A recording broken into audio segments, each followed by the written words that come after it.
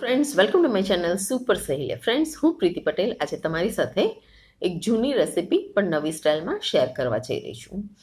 આ રેસિપી પહેલાં કલાકોમાં બનતી હતી, પણ મારી સ્ટાઇલ છે જેનાથી આ રેસિપી મિનિટોમાં બની જશે. તો ફ્રેન્ડ્સ, રેસિપી શરૂ કરતાં પહેલાં ચાલો તમને થોડા હસાવી દઉં. પણ હસવું તમને ત્યારે જ આવશે જ્યારે તમે આ વિડીયો છેક સુધી જોશો, કારણ કે એનો જવાબ વિડીયોના લાસ્ટમાં છે. તો ફ્રેન્ડ્સ, એક હાથી અને એક કીડી જંગલમાં મળ્યા. હાથી કીડીને જોઈને ખુશ થઈ ગયો, કીડી હાથીને જોઈને ખુશ થઈ ગઈ. પણ કીડીએ હાથીના કાનમાં એવું કંઈ કહ્યું તો હાથી બેહોશ થઈ ગયો. તો ફ્રેન્ડ્સ, એનો જવાબ તમારે કમેન્ટ બોક્સમાં લખવાનો છે કે કીડીએ હાથીને શું કહ્યું. જો ના આવડે તો વિડીયોને છેક સુધી જોશો, હું લાસ્ટમાં તમને એનો આન્સર આપીશ. તો ચાલો રેસિપી શરૂ કરીએ. ફ્રેન્ડ્સ, આ રેસિપી એકદમ ઇનોવેટિવ છે. જૂની રેસિપી છે, પણ મેં એની સ્ટાઇલ ચેન્જ કરીને ઇઝી રીતે બને એવું કર્યું છે. તો આવો મારી સાથે મારા કિચનમાં. Friends, welcome to super સહેલિયા. તો આજે આપણે બનાવવા જઈ રહ્યા છીએ પૌવાની એક રેસિપી. ફ્રેન્ડ્સ, પૌવાને વઘારતા નથી આપણે, કે નથી આપણે દૂધ પૌવા બનાવતા એના, કે નથી એનો ચેવડો બનાવતા. આજે આપણે એક જૂની રેસિપી બનાવવા જઈ રહ્યા છીએ જે દરેક ગુજરાતીઓની પ્રિય છે.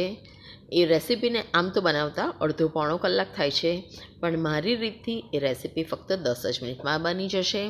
તો ચાલો શરૂ કરીએ. તો એના માટે આપણે લેવાના છે એક તપેલી ભરીને પૌવા. આ રેસિપી માટે આપણે જાડા પૌવા જોઈશે. સાથે બધા ઇન્ગ્રેડિયન્ટ્સ જોઈ લઈએ: અજમો, જીરું, લીલા મરચાં, સોડા એટલે કે ખારો, અને સ્વાદ પ્રમાણે મીઠું. તો રેસિપી શરૂ કરીએ. તો એના માટે આપણે એક તપેલી પૌવા છે એટલે 1.5 તપેલી પાણી લઈશું. આ એક તપેલી અને આ બીજી અડધી તપેલી. તો ફ્રેન્ડ્સ, એક તપેલી પૌવા લીધા તો 1.5 તપેલી પાણી લેવાનું છે, અને આપણે હવે ગેસ ઉપર ગરમ કરવા મૂકીશું.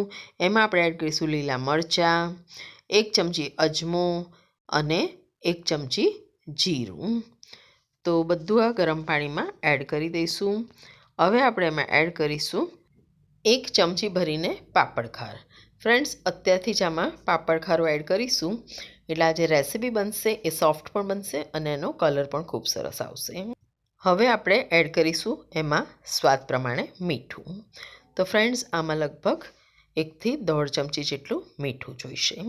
તો પાણી ઉકળે ત્યાં સુધી આપણે જે આ પૌવા લીધા છે એને આપણે મિક્સીમાં ગ્રાઇન્ડ કરી દઈશું. તો થોડા કરીને આપણે એને મિક્સીમાં એડ કરીશું અને એને આપણે ઝીણો લોટ બનાવી દઈશું. તો ફ્રેન્ડ્સ, આ રીતે તમારે એકદમ ઝીણો લોટ પૌવામાંથી બનાવીને રેડી કરી દેવાનો છે. તો એનો મતલબ એ થયો કે પૌવામાંથી આપણે પાછો ચોખાનો લોટ બનાવી દીધો. તો તમારે આને ચારવું હોય તો ચારી લેવાનો, નહીં તો આવો પણ યુઝ કરશો તો વાંધો નહીં આવે. તો હવે આપણે એમાં એડ કરીશું બહુ જ બધા તલ, સાથે જ આપણે એડ કરીશું આગળ પડતી હિંગ, અને એમાં જ આપણે એડ કરીશું મરીનો ભૂકો. આ લગભગ 1.5 ચમચી મરીનો ભૂકો છે. આ બાજુ પાણી પણ આપણું ઉકળી ગયું છે એટલે આપણે પૌવાનો જે પાવડર બનાવ્યો હતો એને ગરમ પાણીમાં નાખી અને હલાવી દઈશું. તો ફ્રેન્ડ્સ, હવે તો તમને ખ્યાલ આવી જ ગયો હશે કે આપણે પૌવામાંથી શું બનાવ્યું. હા, તમે રાઈટ છો, પૌવામાંથી આપણે બનાવ્યો પાપડીનો લોટ. કેટલો સરળ ને કેટલો જલ્દી બની ગયો.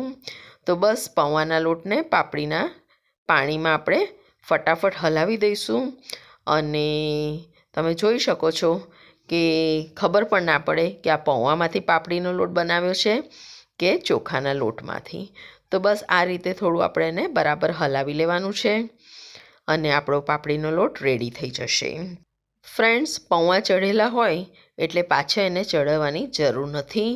તો ઇન્સ્ટન્ટ ફક્ત 10 જ મિનિટમાં તમે આ પાપડીનો લોટ રેડી કરી શકો છો. તો ચાલો આપણે એને સર્વ કરીએ શીંગ તેલ સાથે. જો તમારે આમાં મેથીનો મસાલો એડ કરવો હોય તો ઉપરથી આ રીતે કરી શકો છો અને પાપડીના લોટનો સ્વાદ માણી શકો છો. ફ્રેન્ડ્સ, તમે ચોક્કસથી બનાવજો અને મને કમેન્ટ બોક્સમાં ચોક્કસથી લખજો કે પાપડીના લોટ જેવું લાગે છે કે નહીં. Thank you friends. ચાલો હું તમને પેલા ક્વેશ્ચનનો જવાબ આપું કે કીડીએ હાથીના કાનમાં શું કહ્યું હતું. પણ એ પહેલાં હું તમને ઇન્ટ્રોડ્યુસ કરાવું આ મારા મમ્મી છે, જેમણે અમને બધી જ રેસીપી શીખવાડી છે અને બધી જ સૂઝબૂઝ આપી છે. તો હવે હું પેલા જોકનો આન્સર કહું છું કે કીડીએ હાથીના કાનમાં કહ્યું કે મેં તેરે બચ્ચે કી માँ બનને વાલી હું. એ સાંભળીને હાથી બેહોશ થઈ ગયો. તો તમને હસવું આવ્યું કે નહીં? તો જોતા રહેજો સુપર સહેલિયા.